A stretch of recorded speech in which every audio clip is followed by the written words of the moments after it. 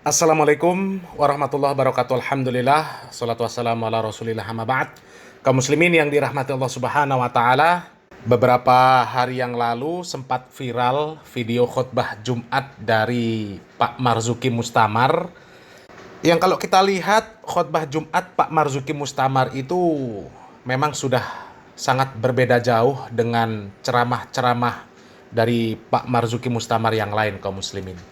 Ya, ketika beliau menyenggol firqoh-firqoh sesat, ya, beliau tidak lagi menyebutkan Salafi Wahabi. Bahkan ciri-cirinya pun yang seperti biasanya dicirikan untuk Salafi Wahabi yang katanya mudah membid'ahkan, mensyirikan dan sebagainya, tidak disebutkan oleh beliau. Tapi justru yang disebutkan oleh beliau, ya, kelompok-kelompok sesat yang perlu dijauhi, perlu ditinggalkan, itu adalah kelompok Syiah yang pertama, kaum muslimin, ya, yang mereka hanya mengambil dari Ahlul Bait, ya. Kemudian kelompok Nasibin yang membenci Ahlul Bait. Kemudian kelompok yang mengagungkan akal, yaitu kelompok Mu'tazilah, ya. Kemudian kelompok Sufi yang mereka selalu mengambil hadis-hadis yang lemah bahkan palsu, ya, untuk mendukung amaliyah mereka. Bahkan bukan hanya dalil yang lemah bahkan palsu, ya, dari mimpi pun mereka jadikan dalil, ya, meskipun itu namanya juga palsu, ya, karena mereka mimpi katanya ketemu dengan nabi dan lain sebagainya, kaum muslimin, ya. Dan sangat jelas Pak Marzuki Mustamar tidak menyentuh sama sekali, tidak menyinggung sama sekali orang-orang yang selama ini dia sebut Wahabi, kaum muslimin, ya.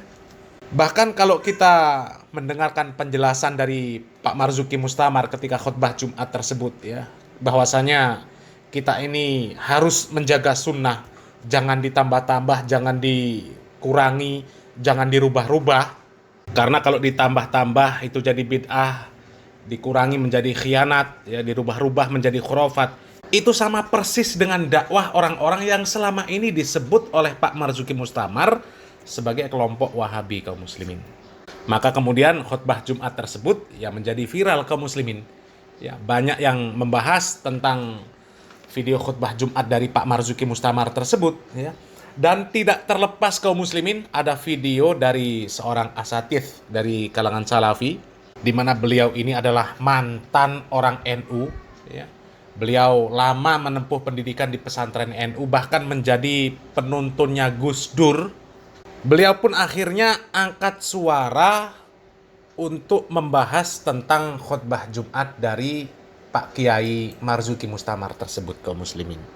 Kalau kita menyimak di video beliau, ya, beliau memberikan judul membaca arah klarifikasi Kiai Marzuki Mustamar, ya. Dan kalau kami menyimak videonya secara full, kaum muslimin, ya, yang disampaikan oleh beliau ini justru lebih kepada membicarakan, ya, bahwa pemahaman antara NU dengan Salafi itu menurut literatur kitab-kitab terdahulu sama, kaum muslimin, sama, ya. NU juga adalah anti syirik, khurafat, anti bid'ah juga. Dan kalau disimak dengan seksama, ya, sepertinya kalau kami lebih mengatakan bahwa di dalam video ini Ustadz Zainal Abidin ya membongkar sejarah NU sebenarnya, ya, membongkar sejarah NU sekaligus meluruskan persepsi yang sekarang ini dimiliki oleh orang-orang NU terhadap orang-orang yang disebut Salafi atau Wahabi, ya. Ternyata ya para pendiri NU terdahulu, ya, mereka itu sejalan dengan orang-orang yang disebut dengan Salafi atau Wahabi, ya. Dan untuk lebih jelasnya, kaum muslimin, ya, kita langsung saja simak videonya, ya, kami tampilkan secara full. Mudah-mudahan bermanfaat, kaum muslimin, ya. Barakallahu fikum. Wassalamualaikum warahmatullahi wabarakatuh. Waalaikumsalam warahmatullahi wabarakatuh. Bismillah, salatu wassalamu ala rasulillah wa ala alihi wa man wala. La hawla wa la quwwata illa billah. Pemirsa, dimanapun berada, gimana kabarnya? Semoga senantiasa dalam keadaan sehat walafiat dalam lindungan Allah Subhanahu wa Ta'ala. Pemirsa sekalian, di jagat nyata dan jagat maya beberapa hari ini sedang gempar oleh sosok M2. Masya Allah. Siapa sosok M2 ini? Yaitu seorang kiai, ya, dari salah satu ormas Nahdlatul Ulama, tepatnya Pak Kiai Marzuki Mustamar, ya Mustamar, yang infonya di jagat media dikatakan alhamdulillah sudah mendapatkan hidayah atau sudah ke atas sunnah, ya, kembali ke jalan sunnah dari dasarnya dari video beliau saat khutbah Jumat kemarin, ya, pekan kemarin tepatnya tanggal 27 September di salah satu masjid. Namun oleh para pegiat, ya, YouTuber atau pegiat medsos ini, apakah pernyataan tadi benar atau terburu-buru dalam menyimpulkan? Di hadapan saya ini ada mantan mahkota NU beneran, ya. Tapi insya Allah sudah benar-benar mendapatkan hidayah sunnah insya Allah. Assalamualaikum Ustaz. Ya, waalaikumsalam warahmatullahi. Gimana, sehat Ustaz ya? Alhamdulillah. Masya Allah, bisa far Ustaz, mudah-mudahan Ustaz sehat, Ya. keluarga sehat, dan teman-teman juga sehat insya Allah. Insya Ustaz, kami konfirmasi nih Ustaz, ini Ya. Ustaz beneran nggak Ustaz ya? Mantan mahkota NU nih Ustaz ya? Insya Allah. Insya Allah Ustaz ya. Tapi insya Allah kita ini di sini mendudukkan, berdiskusi, jadi antara mudah menyimpulkan atau memang adanya seperti itu. Ya. Kondisi dari M2 ini Ustaz. Ya. Jadi Ustaz Dr. Zainal Abidin LCMM Hafizullah Ta'ala akan berbicara tentang membaca arah pemikiran Pak Yai, ya, Ustaz, Ya. Pak Yai Ya. Marzuki Mustamar. Pertanyaannya begini Ustaz, Ya. apakah isi di khutbah Jumat tersebut sudah biasa di masjid-masjid, di pondok-pondok salafiyah, atau mungkin biasa dibahas di kitab-kitab pada saat kajian mereka Ustaz? Bagaimana Ustaz? Baik, ya. Bismillah. Wassalatu wassalamu ala Rasulillah wa ba'd. Ya, kalau kita membaca kitab-kitab yang dikaji di pesantren dan juga dasar ke-NU-an ini buku saya dapatkan ketika saya dulu masih ikut penataran Ikatan Pemuda Nahdlatul Ulama. Masya Allah. Ibnu namanya. Ibnu, Ya, ini cetakan tahun 81. Masya Allah, 81 Ya, belum lahir. ya. Nah, kalau kita melihat latar belakang sejarah berdirinya NU, Iya. ya, kita baca secara tekstual. Baik. Seperti yang telah kita ketahui, NU didirikan di Surabaya pada 16 Rajab 1344 Hijriah atau 31 Januari 1921. Tokoh utama yang mendirikannya adalah Kiai Haji Abdul Wahab Hasbullah, yang beliau menjadi pendiri dan cikal bakal berdirinya pesantren Tambak Beras Bahrul Ulum. Ya, saya belajar di sana 3 tahun. Masya Allah. Sedang Rais Syuriahnya adalah Hadratus Syekh Kiai Haji Hashim Asy'ari.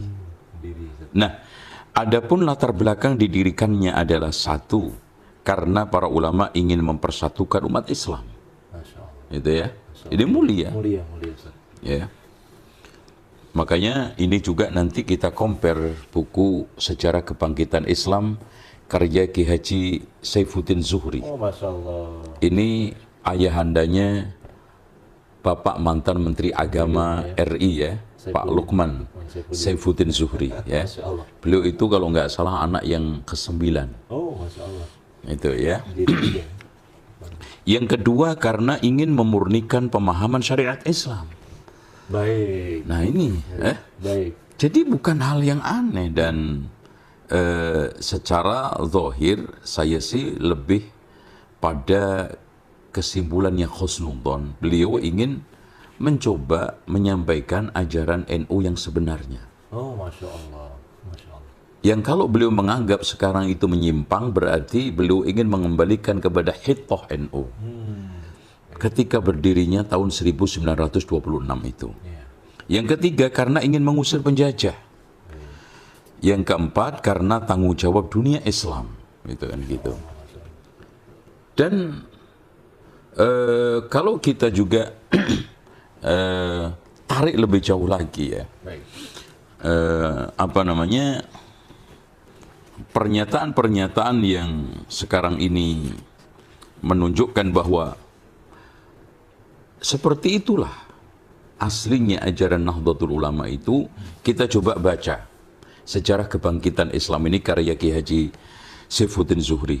Dengan demikian menjadikan kedua sumber hukum yakni Al-Quran dan Sunnah terjamin keterpeliharaannya, keduanya menjadi pedoman hidup yang tak mungkin menyesatkan, sebagaimana yang disabdakan oleh Rasulullah sallallahu alaihi wasallam, taraktu fikum syai'aini lan tadillu ba'dahuma, kitaballah wa sunnati. Ya, Halaman berapa tuh? ya, halaman 132. Masya Allah. Telah aku tinggalkan di tengah kalian dua perkara, tak akan selamanya kalian tersesat setelahnya, yaitu kitabullah wa sunnati.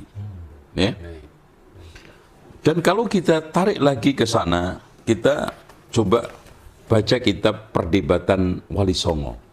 Bahkan ini adalah buku karya Profesor Dr. Drewes, Baik. seorang peneliti tentang kejawaan Ya. dan juga sejarah Jawa yang sangat kompeten. Baik. Bahkan hampir nyaris mayoritas umurnya didedikasikan untuk meneliti karya-karya sastra Jawa. Masya Allah. Nah, menariknya buku ini ditemukan di Italia, Oh, Masya Allah.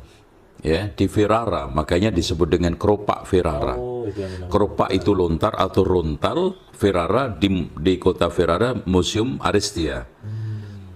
Baik. Karena mencari penterjemah bahasa Kawi ini tidak menemukan di seluruh Indonesia, maka akhirnya menemukan Profesor Dr. Drewes ini. Oh, baik. Itu. Nah, yang menarik kita coba buka ya sedikit dari buku ini ya di halaman 42. Ya. Dari terjemahan versi bahasa Indonesianya. Baik. Ya. Jangan ragu dan jangan terkacaukan oleh pengetahuan yang sesat dan kafir. Karena Rasulullah telah bersabda dalam hadis qudsi, besok jika sudah mendekati hari akhir, hari kiamat, banyak para ulama dan orang soleh akan menjadi beku. Maksudnya apa? Maksudnya terasing. Oh, Masya Gitu. Allah. Menjadi tidak bisa bergerak. Baik. Ya. Mereka berganti dengan bid'ah yang berlebihan yang merongrong agama Islam. Banyak kata-katanya yang salah, sesat, kufur, mereka akan berbaur dan menjangkiti orang-orang mukmin. Itu ya. Tidaklah kekal dunia ini, maka hendaklah diketahui bahwa menjelang kiamat akan banyak yang meninggalkan agama Islam ini. Sedikit yang sempurna yang tetap dalam Islamnya. Banyak yang Islam lalu menjadi munafik, menjadi Yahudi, menjadi seperti iblis, dan ada yang menjadi sesat atau syirik, ada yang menjadi kufur dan kafir. Oh, Masya Allah. Tulisannya bagus Ya. banget itu. Ya, artinya hal itu lumrah biasa. Ya, ya, ya. Ya. Nah, kita tarik lagi di dalam kitab Hebuk van Bonang ini. Ya. Ya, ini karya asli Sunan Bonang karena terbukti di dalam kitab ini di akhir daripada sajian kitab ini disebutkan kata-kata yang ini. Tamat carito canitro kang pakerti pangeran benang. Itu. Jadi maksudnya sudah selesai cerita yang dikarang oleh Sunan Bonang. Baik. Itu. Nah, menariknya di sini dikatakan bahwa mitroningsun karono siro iki opo-opo masyono sami-sami niro Islam lan mitroniro kang asih ing siro lan anyegaho siro ing dolalah lan bid'ah. Ya, ya, ya. Nah, ini menarik. Bahkan sebelumnya beliau berpesan supaya kita itu tidak murtad, gitu kan? Mitroningsun kalawan tan siro ojo ngambil dedening wong. Dedening wong maksudnya jangan sampai kamu mengambil ajaran dari luar Islam, jadi selain orang Islam. Atawi ojo siro murtad ing samitroniro kang ase ing siro. Kupur hukume. Tegese ase iku amamarahi kaweruh kang sabenere. Wenang mitra iku yen tinggalono yen wus nyoto pangucape iku yen sasar. Ya, artinya kalau memang sudah itu jelas-jelas sesat dan yang lainnya ya ditinggalkan. Nah, akhirnya kalawan tosiro ojo acipto dunyo, kalawan ojo siro murtad sami-sami niro Islam. Baik. Artinya beliau berpesan sangat jangan sampai kecintaan kita terhadap dunia itu membuat kita itu murtad. Ya, sami-sami niro Islam, maksudnya kita itu berpegang teguh terhadap Islam. Mitra ningsung iya kang keneng sakawan perkara iku kalintang kani gedekan. Maksudnya. Dening pangeran, maksudnya perkara 4 yang jelek yang menyebabkan murtad itu kani gedekan, gedek itu artinya dibenci dening pangeran. Itu gedek itu berarti bahasa kawi yang sudah lama. Tuh. Terus wong kang mengkono iku mesum ing donya dateng ing akhirat. Mesum alias jahat dunia akhirat. Orang yang menukarkan agamanya dengan dunia gitu. Ini masalah hal-hal yang biasa. Iya. Artinya kalau kita usut kitab-kitab yang menjadi rujukan para tokoh Nahdlatul Ulama, kiai-kiai sepuh itu hampir nyaris seperti yang dikatakan sekilas oleh Kiai Haji Marzuki Mustamar. Jadi kita tidak sampai pada melangkah seperti yang dikeluarkan atau statement yang disampaikan oleh YouTuber ya, hanya untuk sekedar mencari viral, maaf ya gitu kan gitu. Seperti pernyataan beliau bahwa sholat raghaib dan yang lainnya itu adalah bid'ah. Tampaknya beliau itu secara tekstual mengambil dari kitab Durratun Nasihin kok. Masya Allah. Ya. Jadi kitab Durratun Nasihin yang sangat populer di NU ini, yaitu yang di pesantren-pesantren Salafiyah menurut mereka tradisional dalam bahasa Indonesianya, karya Osman bin Hasan bin Ahmad Asy-Syakir Al-Qaubawi, di sini mengatakan, beliau menukil qala al-Marwadi fil Iqna. Beliau menukil dari Imam Al-Mawardi dalam kitab Al-Iqna. Yustahabbu saumu Sya'ban wa yustahabbu saumu Rajab wa Sya'ban. Memang dianjurkan secara umum Sya'ban, Rajab seperti yang lainnya karena termasuk bulan-bulan Muharram kan gitu.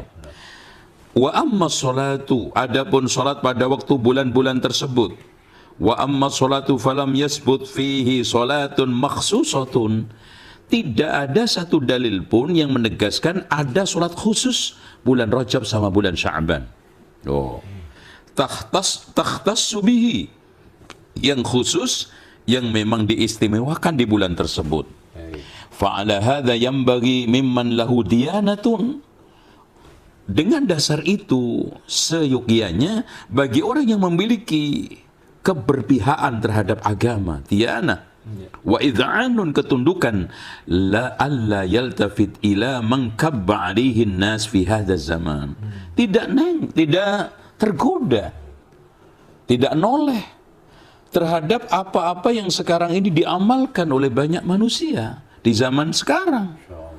Wala yaghtar bi syuyu'i, dan kita tidak perlu tergiur dengan dilakukan oleh umat mayoritas. Kata beliau ini, fi daril Islam, di negeri Islam, wa kathrati wuqu'i fil biladil idham, dan banyak dilakukan di negara-negara besar, min salatir raghaib fi lailatil jum'atil ula minhu, yaitu salat raghaib yang dilakukan pada Jumat pertama. Lima ruwiya annahu alaihi salam qala iyyakum wa muhdatsatil umur, waspadalah kalian terhadap perkara-perkara yang diada-ada, fa inna kulla muhdatsatin bid'ah, setiap yang diada-ada itu bid'ah, wa kulla bid'atin dhalalah, dan setiap yang bid'ah itu sesat, fa kulla muhdatsatin dhalalah, dan setiap yang diada itu sesat, wa kullu dhalalatin finnar, dan setiap yang sesat itu di neraka. Masya Allah. Kan sama. Jelas. Ya, jadi kita mengambil satu sikap husnudzon bahwa ya bersyukur ada orang yang menyampaikan kebenaran siapapun. Al-haqqu ahaqqu wa yuttaba. Kebenaran itu paling berhak untuk diikuti. Sekarang arah pemikiran NU yang diambil dari kitab-kitab lama mereka, dan seperti itulah aslinya ajaran Nahdlatul Ulama. Itu ya, soal masalah niatan apa beliau, kita butuh tabayun. Apakah beliau itu merasa sudah adanya degradasi atau pembelokan sehingga beliau perlu untuk mengucapkan itu, menegaskan kembali ajaran asli Nahdlatul Ulama, kan gitu. Baik, baik. Nah kalau kita juga lihat di dalam kitab ini juga, ya, I'anatul Thalibin, siap. ini juga sering dan bahkan menjadi kitab utama di pondok pesantren. Itu ngumpul-ngumpul setelah kematian, selamatan dan yang lainnya itu dikatakan bid'atun munkaroh. Masya Allah. Itu loh. Jadi di sini sebetulnya tidak ada sesuatu yang aneh, tidak ada sesuatu yang ajaib. Baik. Apalagi nuduh-nuduh Wahabi. Setiap orang yang menyampaikan bid'ah Wahabi. Sebetulnya kalau kita melihat ke belakang lagi melalui kitab ini ya, kitab ke-NU-an. Ya. Sebetulnya Nahdlatul Ulama itu tentang Wahabi dan masalah Wahabi itu sudah selesai. Ya. Ya. Gimana? Kenapa selesai? Karena di sini kalau kita lihat hasilnya dialog para kiai NU Nahdlatul Ulama ketika membuat komite Hijaz tersebut, dikirim ke Mekah, dialog dengan Raja Abdul Aziz selesai. Nah, kita baca sekarang. Maka pada tahun 1926 para ulama mendirikan apa yang disebut komite Hijaz. Komite ini memberangkatkan Kiai Haji Abdul Wahab Hasbullah. Nah, lagi-lagi beliau karena memang Masya Allah beliau ini tokoh sentral dan perancang utama lahirnya organisasi Nahdlatul Ulama. Baik. Dan Syekh Ahmad Ghanaim Misri untuk menemui Raja Abdul Aziz di Makkah. Dua ulama ini ditugaskan memperjuangkan paham ahli sunnati wal jamaah. Ternyata beliau berhasil. Dan membawa janji-janji yang diberikan penguasa Hijaz. Coba kita cek janjinya sampai sekarang ini diselisih enggak sama Saudi. Baik, baik. Satu, meskipun para penguasa Hijaz Najd sekarang Saudi Arabia berhaluan Wahabi, namun akan bersifat adil serta melindungi adanya 4 mazhab. Kita tanya sekarang juga, kita korek. Apakah pemerintah Saudi, ulama-ulama Saudi sekarang itu membenci salah satu mazhab? Ya, ya. Kalau kita baca kitab-kitab beliau, ya kitab-kitab yang ditulis Syekh Muhammad bin Abdul Wahab lah, secara spesifik kan, Ya. beliau menukil pendapatnya Imam Abu Hanifah, beliau mengutip pendapatnya Imam Malik, beliau juga menjabarkan, menjadikan pendapat-pendapat Imam Syafi'i sebagai rujukan di dalam pengamalan fikih, ya. Apalagi Imam Ahmad karena memang mereka Hambali, sebagaimana Indonesia juga apa? Syafi'i. Tapi baik itu Hanafi, Maliki, Syafi'i, Hambali dijadikan sebagai mazhab sah. Diakui di dalam buku ke-NU-an ini. Nggak ada permasalahan sedikit pun, ya. Nah, oleh karena itu sekarang permasalahannya berarti benang merahnya di mana gitu loh. Ya, Ya. benar. Nah, yang kedua, tidak dilarangnya pengajaran ahli sunnah wal jamaah atau yang berhaluan 4 mazhab yang telah biasa berlaku di dalam Masjidil Haram Mekah sampai sekarang. Ya, kitab-kitabnya Madzhabul Arba'ah dikaji di Masjidil Haram, Masjid Nabawi oleh para ulama-ulama kontemporer Saudi. Artinya Raja Abdul Aziz bersama anak cucu turunannya setia menjaga perjanjian tersebut. Tapi kenapa Wahabi terus digoreng, Wahabi terus diputar ulang? Tidak akan mengganggu atau melarang penziarah ke makam-makam yang ada di wilayah Hijaz Najd, terutama mengandung sejarah Islam. Ya. Orang-orang jamaah haji dengan bebas sekarang ini berziarah makam Rasulullah Abu Bakar Umar, ziarah makam yang ada di Baqi, ziarah makam yang ada di Ma'lah. Itu. Betul, betul. Demikianlah komite Hijaz yang dipelopori oleh para ulama itu kemudian melahirkan Nahdlatul Ulama. Jadi clear sebetulnya. Jadi kita kembali lagi masalah kaitannya dengan keislaman. Siapapun yang berbicara dengan objektif, dengan adil, kemudian tanpa ada tekanan-tekanan subjektivitas, dia akan mengatakan bahwa Islam yang benar itu adalah Islam yang diusung oleh para wali yang mendakwahkan Islam di tanah Jawa pertama kali. Kita bisa tilik dari perdebatan Wali Songo seputar makrifat ini. yang karya Profesor Dr. Drewes, ya, yang diterjemahkan ke dalam bahasa Indonesia sudah, ya. Dan ini saya kutip lengkap di dalam kitab saya, Fakta Baru Wali Songo. Ya. Terus kemudian juga sama, ya. Kalau masalah kaitannya dengan Islam yang anti dhalalah, anti bid'ah, ya. Ya ibarat kasarnya menambah-nambah itu bid'ah, mengurang-urangi itu khianat, merubah-rubah itu khurafat, itu sama dinyatakan oleh Pangeran Benang di dalam bukunya Handbook Pan Bonang yang sudah dirilis oleh Bertram Johannes Otto ini. Ini sama, ini lagi-lagi juga sarjana peneliti sastra Jawa dari Belanda. Dan buku ini, penelitian ini saya hasilkan dari sana. Ketika saya meneliti jejak Wali Songo, kemudian membuahkan satu buku, Fakta Baru Wali Songo tersebut. Masya Allah, luar biasa. Itu. Cuma yang menarik begini Ustaz. Iya. Kalau Alhamdulillah ada orang seperti Pak Kiai Marzuki Mustamar dan yang lainnya, atau para pendiri-pendiri Nahdlatul Ulama. Namun pertanyaannya, mengapa masih banyak di antara mungkin pengikut mungkin ya, yang alergi dengan kata-kata bid'ah, padahal ini istilah syar'i dari Nabi Muhammad SAW. Subhanallah ya. Bukan hanya soal kalimat syar'i dari Rasulullah.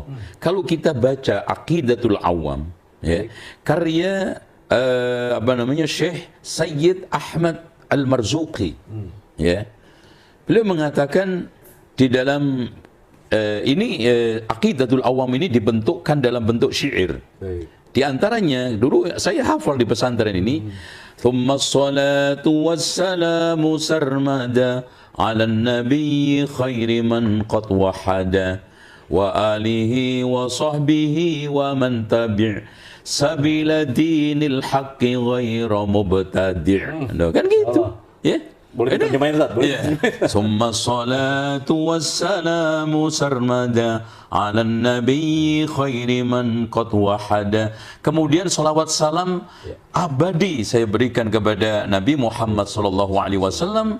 Dialah manusia paling terbaik tauhidnya di dalam mentauhidkan Allah. Masya Allah.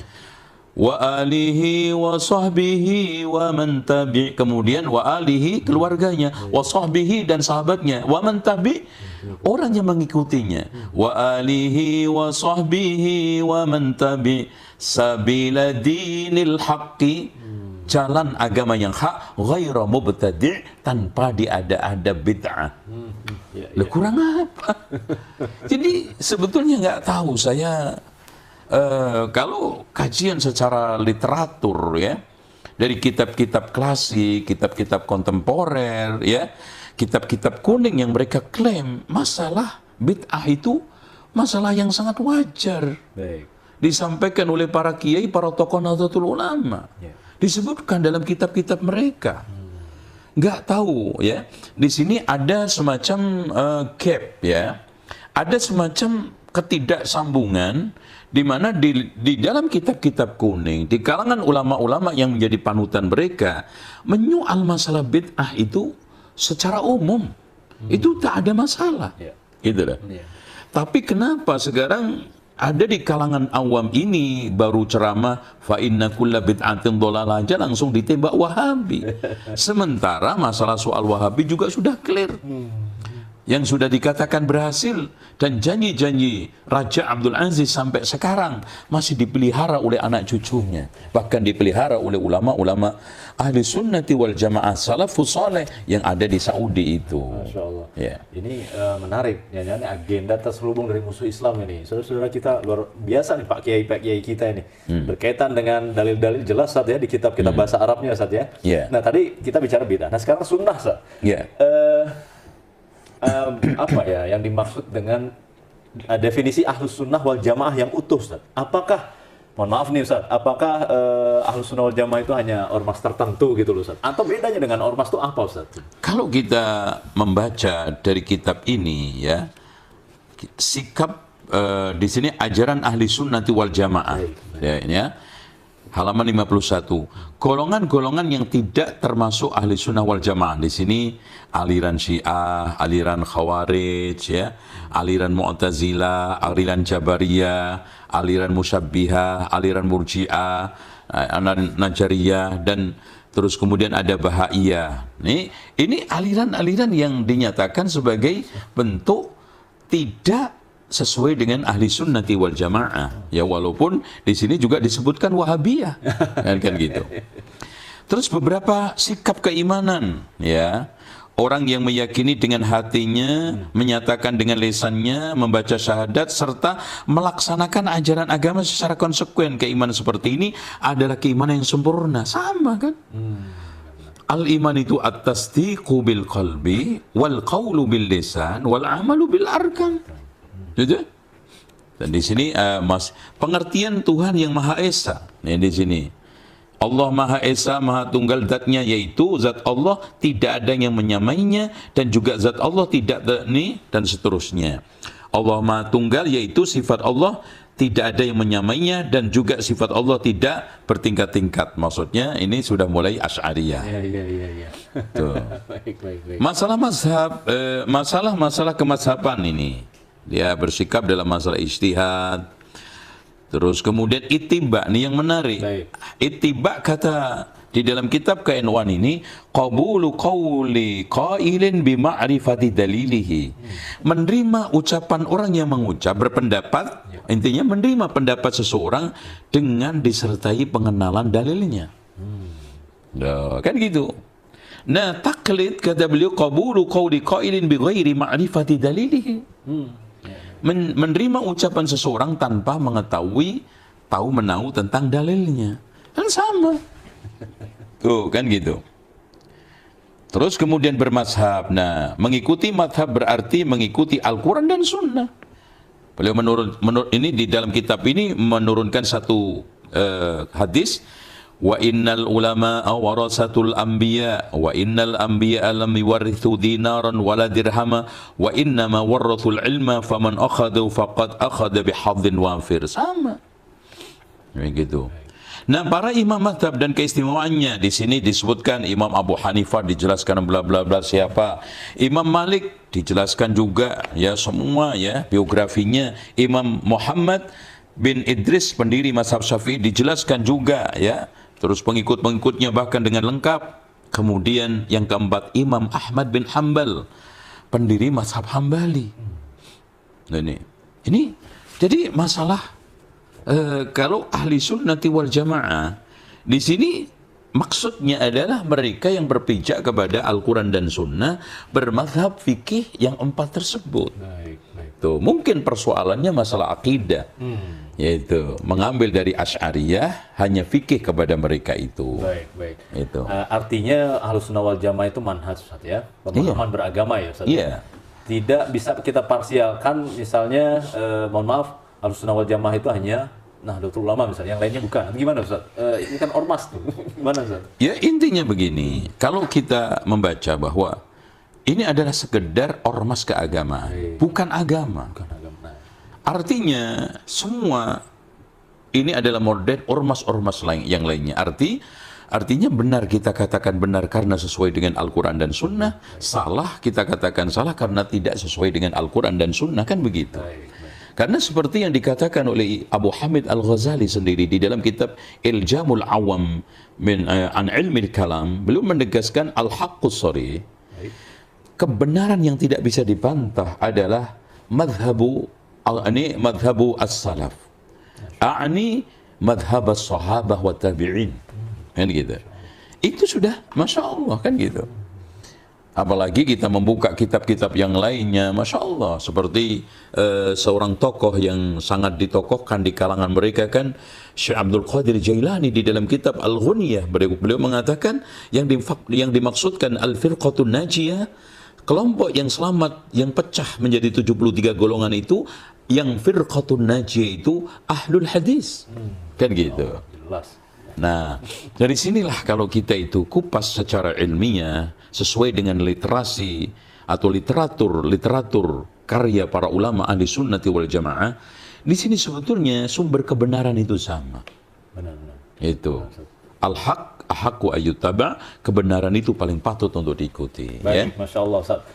Sangat menarik Ustaz. Artinya kalau sudah dari awal sampai detik ini Ustaz, kita bisa simpulkan dengan poin nilai wasatiyah agar kita semua nih belajar berdewasa dalam beragama. Poin apa Ustaz tepatnya Ustaz? Yang paling terpenting di sini adalah poin bagaimana kita itu menegakkan al-musawah. Dan yang kedua adalah musyawarah. Ya. Karena hidup di tengah kemajemukan ya yang disebut oleh profil pelajar Pancasila itu kebinekaan global, itu tidak ada cara yang paling tepat untuk merawat semuanya itu adalah mengadakan dialog secara aktif untuk mempertemukan perbedaan-perbedaan ini sehingga mendapat kerujukan yang benar. Itu nggak ada cara al-musyawarah.